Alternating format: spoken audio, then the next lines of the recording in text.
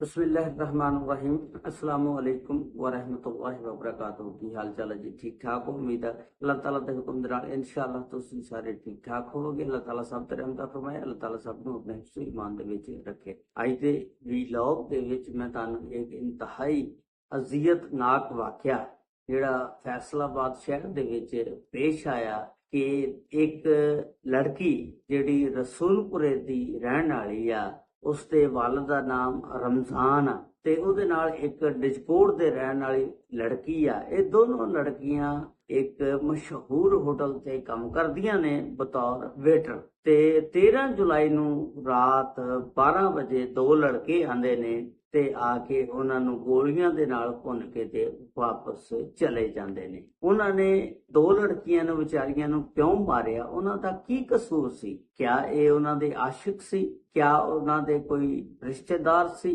ਜਿਹੜੇ ਕੰਮ नहीं करना देण चाहते सी, या की वजह सी? ਉਹਦੀ ਮੁਕੰਮਲ ਤਫਸੀਲਾਤ ਅੱਜ ਦੀ ਇਸ ਵੀਡੀਓ ਦੇ ਵਿੱਚ ਮੈਂ ਤੁਹਾਨੂੰ ਦੱਸਾਂਗਾ। ਇਹ ਵਾਕਿਆ ਇਸ ਤਰ੍ਹਾਂ ਕਿ ਅਸੀਂ ਸਭ ਤੋਂ ਪਹਿਲਾਂ ਸ਼ੁਰੂ ਕਰਦੇ ਹਾਂ ਮਰੀਮ ਤੋਂ। ਮਰੀਮ ਦੀ ਉਮਰ ਜਿਹੜੀ ਸੀ 19 ਸਾਲ ਸੀ ਤੇ ਇਹ ਫੈਸਲਾਬਾਦ ਦਾ ਇਲਾਕਾ ਰਸੂਲਪੁਰਾ ਉੱਥੇ ਦੀ ਰਹਿਣ ਵਾਲੀ ਸੀ। ਇਹਦੇ ਵਾਲਿਦ ਦਾ ਨਾਮ ਰਮਜ਼ਾਨ ਸੀ। ਮਰੀਮ ਜਿਹੜੀ ਆ ਇਹਨੇ ਬੜੀਆਂ ਟਰਾਈਆਂ ਕੀਤੀਆਂ ਨੌਕਰੀ ਵਾਸਤੇ ਵੀ ਕਿਤੇ ਮੈਂ ਨੌਕਰੀ ਕਰਾਂ। ਮਰੀਮ ਕਾਫੀ ਜਗ੍ਹਾ ਤੇ ਦਰਖਾਸਤਾਂ ਦਿੰਦੀ ਆ ਲੇਕਿਨ ਕਿਤੇ ਵੀ ਉਹਨੂੰ ਕੋਈ ਨੌਕਰੀ ਨਹੀਂ ਮਿਲਦੀ। ਆਖਿਰਕਾਰ ਇੱਕ ਖਿਆਮ ਰੈਸਟੋਰੈਂਟ ਆ ਫੈਸਲਾਬਾਦ ਸਮੁੰਦਰੀ ਰੋਡ ਦੇ ਉੱਤੇ ਨਵਾਂ ਖੁੱਲਿਆ, ਬਹੁਤ ਅੱਛਾ ਰੈਸਟੋਰੈਂਟ ਆ ਖਿਆਮ ਕੇ ਨਾਲ।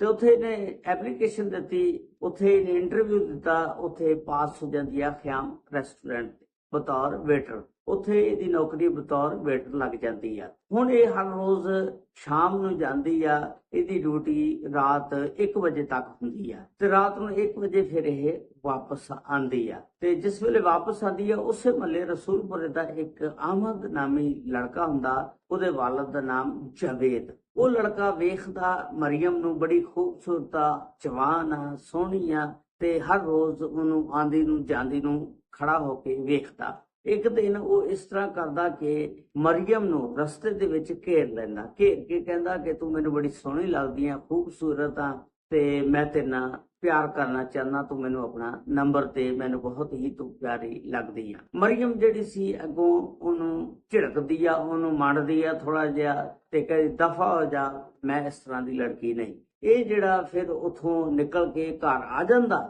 ਤੇ ਮਰੀਮ ਜਿਹੜੀ ਆ ਘਰ ਆ ਕੇ ਤੇ ਆਪਣੇ ਵਾਲਿਦ ਨੂੰ ਦੱਸਦੀ ਆ।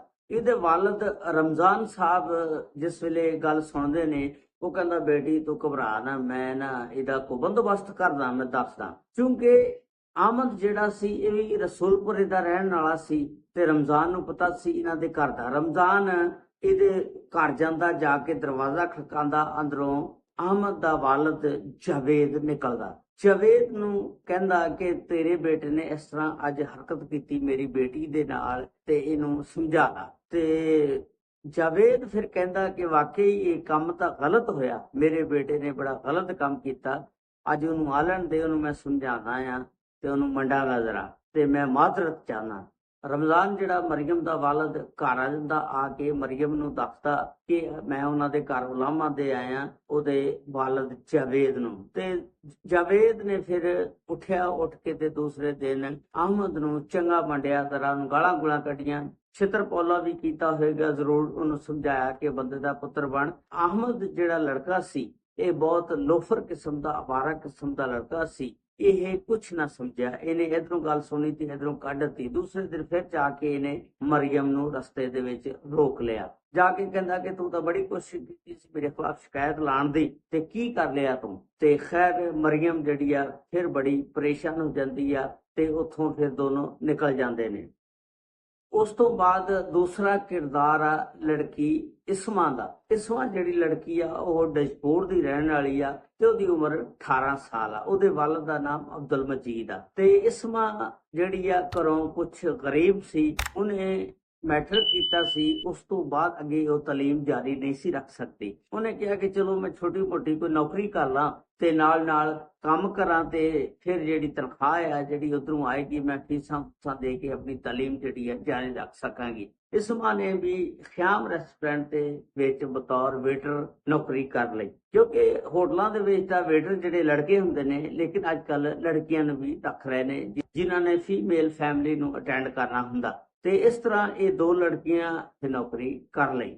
ਹੁਣ ਇਸ ਤਰ੍ਹਾਂ ਕਿ ਇੱਕ ਦਿਨ ਰਸੂਲਪੁਰੇ ਦਾ ਜਿਹੜਾ ਅਹਿਮਦ ਦਾ ਰਹਿਣ ਵਾਲਾ, ਉਹਦੇ ਕੋਲ ਇੱਕ ਉਹਦਾ ਦੋਸਤ ਫਹਦ ਆਂਦਾ। ਉਹ ਕਹਿੰਦਾ ਕਿ ਯਾਰ ਤੂੰ ਨਾ ਆਪਣੀ ਦੋਸਤ ਮਰੀਮ ਨੂੰ ਨਹੀਂ ਮੈਨੂੰ ਮਿਲਾਇਆ, ਕਾਫੀ ਦਿਨ ਹੋ ਗਏ ਨੇ, ਚੱਲ ਆਪਾਂ ਹੋਟਲ ਦੇ ਚੱਲੀਏ, ਨਾਲੇ ਉੱਥੇ ਖਾਣਾ ਖਾ ਕੇ ਆਂਦੇ ਆ ਤੇ ਨਾਲੇ ਮਰੀਮ ਨੂੰ ਵੇਖ ਕੇ ਆਂਦੇ ਆ। ਅਹਿਮਦ ਕਹਿਣ ਲੱਗਾ ਨਹੀਂ ਯਾਰ ਤੂੰ ਉੱਥੇ ਜਾ ਕੇ ਸ਼ਰਾਰਤਾਂ ਕਰੇਗਾ, ਵੀ ਉੱਥੇ ਜਾ ਕੇ ਹਰਕਤ ਕਰੇਗਾ, ਉੱਥੇ ਕੈਮਰੇ ਲੱਗੇ ਹੋਏ ਨੇ, ਫਿਰ ਹੋਟਲ ਵਾਲੇ ਸਾਨੂੰ ਕੁੱਟਣਗੇ ਛਿੱਲਣਗੇ ਤੇ ਇਹ ਕੰਮ ਠੀਕ ਨਹੀਂ ਹੈਗਾ। ਖੈਰ ਫਹਦ ਕਹਿੰਦਾ ਕਿ ਨਹੀਂ ਮੈਂ ਉੱਥੇ ਕੋਈ ਹਰਕਤ ਨਹੀਂ ਕਰਦਾ, ਸਿਰਫ ਦੇ ਕੇ ਖਾਣਾ ਖਾ ਕੇ ਆ ਜਾਾਂਗੇ। ਇਸ ਤਰ੍ਹਾਂ ਫਿਰ ਜਿਹੜਾ ਜਵੇਦ ਉਹ ਮੰਨ ਜਾਂਦਾ। ਇਹ ਦੋਨੋਂ ਖਿਆਮ ਰੈਸਟੋਰੈਂਟ ਤੇ ਜਾਂਦੇ ਨੇ, ਉੱਥੇ ਜਾ ਖਾਣਾ ਖਾਂਦੇ ਨੇ ਤੇ ਜਿਸ ਵੇਲੇ ਵੇਖਦੇ ਨੇ ਕਿ ਮਰੀਮ ਕਦੀ ਇੱਧਰ ਨੂੰ ਜਾ ਰਹੀ ਕਦੀ ਇੱਧਰ ਨੂੰ ਆ ਰਹੀ ਆ, ਤੇ ਮਰੀਮ ਨੇ ਜਿਸ ਵੇਲੇ ਇਹਨਾਂ ਨੂੰ ਵੇਖਿਆ ਕਿ ਉਹਦੇ ਹੋਸ਼ ਉੜ ਗਏ। ਉਹਨੇ ਕਿਹਾ ਲੈ ਵੀ ਇਹ ਬੇਗੈਰਤ ਜਿਹੜਾ ਇੱਥੇ ਵੀ ਮੇਰੇ ਮਗਰ ਆ ਗਿਆ ਤੇ ਇਹ ਤਾਂ ਬੜਾ ਗਲਤ ਕੰਮ ਆ, ਅਗਰ ਇਹਨੇ ਇੱਥੇ ਹਰਕਤ ਕੀਤੀ ਤੇ ਕੈਮਰੇ ਲੱਗੇ ਹੋਏ ਨੇ, ਹੋਟਲ ਵਾਲੇ ਕੀ ਕਰਨਗੇ, ਮੇਰੀ ਨੌਕਰੀ ਜਿਹੜੀ ਆ ਚਲੀ ਜਾਏਗੀ। ਤੇ ਹੁਣ ਫਹਦ ਦੇਖਦਾ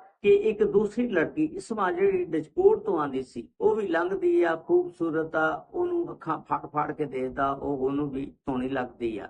ਤੇ ਹੁਣ ਇਹ ਖਾਣਾ ਖਾ ਕੇ ਰੈਸਟੋਰੈਂਟ ਤੋਂ ਫਹਦ ਤੇ ਜਾਵੇਦ ਨਿਕਲ ਜਾਂਦੇ ਨੇ। ਘਰ ਜਾ ਕੇ ਸਲਾਹ ਕਰਦੇ ਨੇ ਕਿ ਯਾਰ ਉਹ ਲੜਕੀ ਜਿਹੜੀ ਆ ਨਾ ਇਸਮਾ, ਫਹਦ ਕਹਿਣ ਲੱਗਾ ਕਿ ਮੈਨੂੰ ਪਸੰਦ ਆ ਗਈ, ਬਹੁਤ ਸੋਹਣੀ ਆ, ਤੇ ਆਪਾਂ ਨਾ ਇਹਨਾਂ ਨੂੰ ਘੇਰ ਕੇ ਤੇ ਕੋਈ ਨੰਬਰ ਇਹਨਾਂ ਕੋਲੋਂ ਲਈਏ, ਦੇਖੀਏ, ਪਤਾ ਕਰੀਏ ਤਾਂ ਪਤਾ ਇਸਮਾ ਕਿੱਥੋਂ ਆਂਦੀ ਆ। ਤੇ ਮਰੀਮ ਤਾਂ ਪਤਾ ਸੀ ਕਿ ਰਸੂਲਪੁਰੇ ਆਂਦੀ ਆ ਤੇ ਅਹਿਮਦ ਵੀ ਰਸੂਲਪੁਰੇ ਦਾ ਰਹਿਣ ਵਾਲਾ ਸੀ। ਇਹਨਾਂ ਨੇ ਇੱਕ ਦਿਨ ਗਏ ਰਾਤ ਨੂੰ 12 ਵਜੇ, ਇਹਨਾਂ ਨੇ ਨਾ ਉਹਨਾਂ ਨੂੰ ਜਦੋਂ ਡਿਊਟੀ ਤੋਂ ਲੱਥ ਕੇ ਆਈਆਂ ਤੇ ਉਹਨਾਂ ਨੂੰ ਘੇਰ ਲਿਆ। ਘੇਰ ਕੇ ਤੇ ਉਹਨਾਂ ਨੂੰ ਫਹਦ ਕਹਿਣ ਲੱਗਾ ਇਸਮਾਨ ਕਿ ਮੈਨੂੰ ਪਹਿਲੀ ਨਜ਼ਰ ਦੇ ਵਿੱਚ ਹੀ ਤੂੰ ਪਸੰਦ ਆ ਗਈ, ਮੈਨੂੰ ਬੜੀ ਸੋਹਣੀ ਲੱਗਦੀ ਆ, ਆਪਣਾ ਕੋਈ ਨੰਬਰ ਦੇ ਮੈਨੂੰ। ਤੇ ਖੈਰ ਉਹ ਡਰ ਗਈਆਂ, ਦੋਨੋਂ ਲੜਕੀਆਂ ਸੀ। ਤੇ ਸਾਹਮਣੇ ਇੱਕ ਦੁਕਾਨ ਕੋਈ ਖੁੱਲੀ ਸੀ ਰਾਤ ਨੂੰ 1 ਵਜੇ, ਤੁਹਾਨੂੰ ਪਤਾ ਟ੍ਰੈਫਿਕ ਵੀ ਬੜੀ ਘੱਟ ਹੋ ਜਾਂਦੀ ਆ, ਆਮਦੋ ਰਫਤ ਵੀ ਬੜੀ ਘੱਟ ਹੁੰਦੀ ਹੈ। ਦੌੜ ਕੇ ਉਸ ਦੁਕਾਨ ਤੇ ਪਹੁੰਚਦੀਆਂ ਤੇ ਦੁਕਾਨ ਵਾਲਾ ਇਹਨਾਂ ਨੂੰ ਜਿਸ ਵੇਲੇ ਉਹਦੇ ਨਾਲ ਗੱਲਾਂ ਕਰਦੀਆਂ, ਉਹਨਾਂ ਦੇ ਵੱਲ ਇਸ਼ਾਰਾ ਕਰਕੇ ਉਹ ਦੌੜ ਜਾਂਦੇ ਨੇ, ਕਹਿੰਦੇ ਨੇ ਕਿ ਦੌੜੋ, ਇਹਨਾਂ ਨੇ ਦੁਕਾਨਦਾਰ ਨੂੰ ਦੱਸਤਾ, ਦੌੜ ਕੇ ਚਲੇ ਜਾਂਦੇ ਨੇ। ਉਸ ਤੋਂ ਬਾਅਦ ਫਿਰ ਇਹ ਪਲਾਨਿੰਗ ਕਰਦੇ ਨੇ ਕਿ ਅੱਜ ਫਿਰ 12 ਵਜੇ ਜਾਣਾ। ਉਸ ਤੋਂ ਬਾਅਦ ਜਿਹੜੀ ਮਰੀਮ ਆ ਫਿਰ ਆਪਣੇ ਵਾਲਿਦ ਜਵੇਦ ਨੂੰ ਜਾ ਕੇ ਦੱਸਦੀ ਆ ਕਿ ਇਸ ਤਰ੍ਹਾਂ ਉਹਨਾਂ ਨੇ ਸਾਡਾ ਕੀਤੀ, ਸਾਨੂੰ ਘੇਰਨ ਆਏ ਸੀ। ਜਵੇਦ ਕਹਿਣ ਲੱਗਾ ਕਿ ਅੱਜ ਤੋਂ ਬਾਅਦ ਤੂੰ ਚਿੰਚੀ ਰਕਸ਼ੇ ਤੇ ਨਹੀਂ ਜਾਣਾ, ਮੈਂ ਤੈਨੂੰ ਖੁਦ ਛੋੜ ਕੇ ਆਇਆ ਕਰਾਂਗਾ, ਲੈ ਕੇ ਆਇਆ ਕਰਾਂਗਾ। ਇਸਮਾ ਨੇ ਆਪਣੇ ਘਰ ਜਾ ਕੇ ਡਰਦੀ ਮਾਰੀ ਨੇ ਕੋਈ ਗੱਲ ਨਾ ਕੀਤੀ ਹੈਗੀ। ਹੁਣ ਇਹ ਫਿਰ 13 ਜੁਲਾਈ ਦਾ ਵਾਕਿਆ ਕਿ ਇਹ ਰਾਤ ਨੂੰ ਜਿਸ ਵੇਲੇ ਡਿਊਟੀ ਖਤਮ ਕਰਕੇ ਨਿਕਲਦੀਆਂ ਤੇ ਮਰੀਮ ਦਾ ਵਾਲਿਦ ਜਿਹੜਾ ਜਵੇਦ ਆ ਉਹ ਕਿਸੇ ਵਜ੍ਹਾ ਨਾਲ ਰਾਤ ਨੂੰ ਨਾ ਆ ਸਕਿਆ, ਕੋਈ ਬਿਜ਼ੀ ਹੋ ਗਿਆ ਜਾਂ ਕੋਈ ਟਾਈਮ ਨਾ ਲੱਗਿਆ। ਮਰੀਮ ਜਿਹੜੀ ਆ ਤੇ ਇਸਮਾ ਜਿਸ ਵੇਲੇ ਨਿਕਲਦੀਆਂ ਤੇ ਦੇਖਦੀਆਂ ਕੋਈ ਬੰਦਾ ਲੈਣ ਨਹੀਂ ਆਇਆ। ਇਸਮਾ ਕਹਿਣ ਲੱਗੀ ਆ ਕਿ ਚਲ ਚਿੰਚੀ ਰਕਸ਼ੇ ਤੇ ਚੱਲਦੇ ਆ, ਬਹਿ ਕੇ ਤੇ ਨਿਕਲ ਜਾਂਦੇ ਆ। ਮਰੀਮ ਜਿਹੜੀ ਆ ਉਹ ਬੜੀ ਸਿਆਣੀ ਸੀ, ਉਹਨੇ ਕਿਹਾ ਨਹੀਂ ਅਸੀਂ ਨਹੀਂ ਇਸ ਤਰ੍ਹਾਂ ਜਾਣਾ। ਉਹ ਆਪਣੇ ਮੈਨੇਜਰ ਕੋਲ ਜਾਂਦੀ ਆ, ਜਾ ਕੇ ਕਹਿੰਦੀ ਹੈ ਕਿ ਸਾਨੂੰ ਅੱਜ ਛੋੜੋ, ਸਾਡੇ ਵਾਲਿਦ ਸਾਹਿਬ ਲੈਣ ਨਹੀਂ ਆਏ ਹੈਗੇ। ਮੈਨੇਜਰ ਨੇ ਤਾਹਰ ਨਾਮੀ ਇੱਕ ਲੜਕਾ ਸੀ, ਉਹਨੂੰ ਕਿਹਾ ਕਿ ਜਾ ਇਹਨਾਂ ਨੂੰ ਮੋਟਰਸਾਈਕਲ ਤੇ ਛੱਡ ਆ। ਤਾਹਰ ਨੇ ਮੋਟਰਸਾਈਕਲ ਕੱਢਿਆ, ਲੈ ਕੇ ਤੇ ਉਹਨਾਂ ਨੂੰ ਛੱਡਣ ਜਾ ਰਿਹਾ। ਜਿਸ ਵੇਲੇ ਜਾ ਰਿਹਾ ਹੁੰਦਾ ਰਸਤੇ ਦੇ ਵਿੱਚ ਫਹਦ ਤੇ ਜਵੇਦ ਇੱਕ ਮੋਟਰਸਾਈਕਲ ਤੇ ਪਿਸਟਲ ਲੈ ਕੇ ਆਏ ਹੁੰਦੇ ਨੇ। ਉਹਨਾਂ ਦੀ ਮੋਟਰਸਾਈਕਲ ਨੂੰ ਰੋਕ ਲੈਂਦੇ ਨੇ, ਰੋਕ ਕੇ ਤਾਹਰ ਨੂੰ ਡਰਾਉਂਦੇ ਧਮਕਾਉਂਦੇ ਨੇ, ਉਹਨੂੰ ਪਿਸਟਲ ਦਿਖਾਉਂਦੇ ਨੇ ਤੇ ਤਾਹਰ ਜਿਹੜਾ ਡਰਦਾ ਮਾਰਾ ਮੋਟਰਸਾਈਕਲ ਵੀ ਛੱਡ ਕੇ ਤੇ ਦੌੜ ਜਾਂਦਾ। ਇਹ ਉਹਨਾਂ ਲੜਕੀਆਂ ਨੂੰ ਦੋਹਰੀ ਆਪਣੇ ਮੋਟਰਸਾਈਕਲ ਤੇ ਬਿਠਾਉਣ ਦੀ ਕੋਸ਼ਿਸ਼ ਕਰਦੇ ਨੇ, ਲੇਕਿਨ ਉਹ ਲੜਕੀਆਂ ਗੁੰਮਜ਼ਾਮਤ ਕਰਦੀਆਂ, ਬਹਿੰਦੀਆਂ ਨਹੀਂ ਹੈਗੀਆਂ। ਤੇ ਇਹਨਾਂ ਨੇ ਉਹ ਪਿਸਟਲ ਕੱਢਿਆ ਤੇ ਦੋਨਾਂ ਲੜਕੀਆਂ ਨੂੰ ਮੌਕੇ ਤੇ ਫਾਇਰ ਮਾਰ ਦਿੱਤੇ। ਜਿਸ ਵੇਲੇ ਫਾਇਰ ਮਾਰ ਦਿੱਤੇ ਇਹ ਦੋਨੋਂ ਡਿੱਗ ਜਾਂਦੀਆਂ ਤੇ ਉੱਥੋਂ ਫਰਾਰ ਹੋ ਜਾਂਦੇ ਨੇ, ਦੌੜ ਜਾਂਦੇ ਨੇ। ਇੱਕ ਕੋਲਾ ਲੋਕ ਰਾਹਗੀਰ ਆਂਦਾ, ਜਿਸ ਵੇਲੇ ਦੇਖਦਾ ਦੋਨੋਂ ਪਈਆਂ ਹੁੰਦੀਆਂ 15 ਤੇ ਕਾਲ ਕਰਦਾ ਤੇ ਥਾਣੇ ਦੀ ਪੁਲਿਸ ਜਿਹੜੀ ਆ ਡੀ-ਟੈਬ ਥਾਣਾ ਲੱਗਦਾ, ਇਹਨੂੰ ਮੌਕੇ ਤੇ ਪਹੁੰਚ ਜਾਂਦੀ ਆ, ਜਾ ਕੇ ਤੇ ਦੋਨਾਂ ਦੀਆਂ ਲਾਸ਼ਾਂ ਨੂੰ ਚੁੱਕਦੀ ਆ। ਤੇ ਹਜੇ ਜਿਸ ਵੇਲੇ ਹਸਪਤਾਲ ਲੈ ਕੇ ਜਾਂਦੀ ਹੈ, ਇਸਮਾ ਜਿਹੜੀ ਹੈ ਡਾਕਟਰ ਕਹਿੰਦੇ ਨੇ ਕਿ ਪਹਿਲਾਂ ਹੀ ਅੱਲਾ ਨੂੰ ਪਿਆਰੀ ਹੋ ਗਈ ਆ।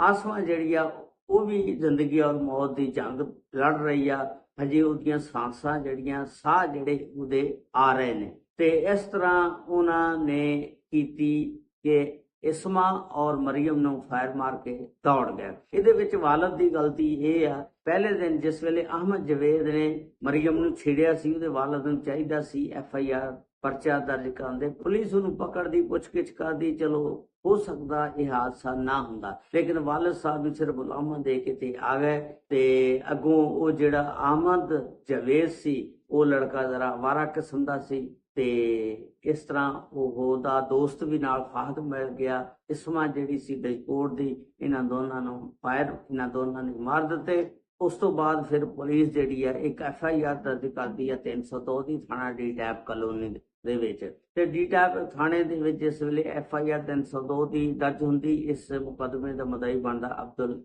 ਮਜੀਦ ਇਸਮਾ ਦਾ ਵਾਲਦ। ਤੇ ਹੁਣ ਇਹ ਸਾਰੀ ਉਮਰ ਕੇਸ ਪਤਾ ਨਹੀਂ ਕਿੰਨੀ ਦੇਰ ਚੱਲੇਗਾ। ਅਗਰ ਇਹ ਸਲਾਖਾਂ ਦੇ ਪਿੱਛੇ ਗੁਜ਼ਾਰਦੇ ਨੇ ਤੇ ਇਹਨਾਂ ਨੂੰ ਲੱਗ ਪਤਾ ਜਾਏਗਾ ਕਿ ਮੁਹੱਬਤ ਕਿਸ ਤਰ੍ਹਾਂ ਕਰੀਦੀ, ਆਸ਼ਕੀ ਕਿਸ ਤਰ੍ਹਾਂ ਕਰੀਦੀ ਆ, ਕਿਸੇ ਦੀਆਂ ਬੱਚੀਆਂ ਨੂੰ ਕਿਸ ਤਰ੍ਹਾਂ ਤੰਗ ਕਰੀਦਾ। ਇਸ ਤਰ੍ਹਾਂ ਨਹੀਂ ਕਰਨਾ ਚਾਹੀਦਾ, ਕਿਉਂਕਿ ਬੱਚੀਆਂ ਜਿਹੜੀਆਂ ਮਜਬੂਰੀ ਦੇ ਤਹਿਤ ਬਾਹਰ ਨਿਕਲਦੀਆਂ। ਅੱਲਾਹ ਤਾਲਾ ਸਭ ਤੇ ਰਹਿਮਤ ਫਰਮਾਏ। ਅੱਲਾਹ ਤਾਲਾ ਸਭ ਨੂੰ ਆਪਣੇ ਹਿਫਜ਼ੋ ਮਾਨ ਚ ਰੱਖੇ।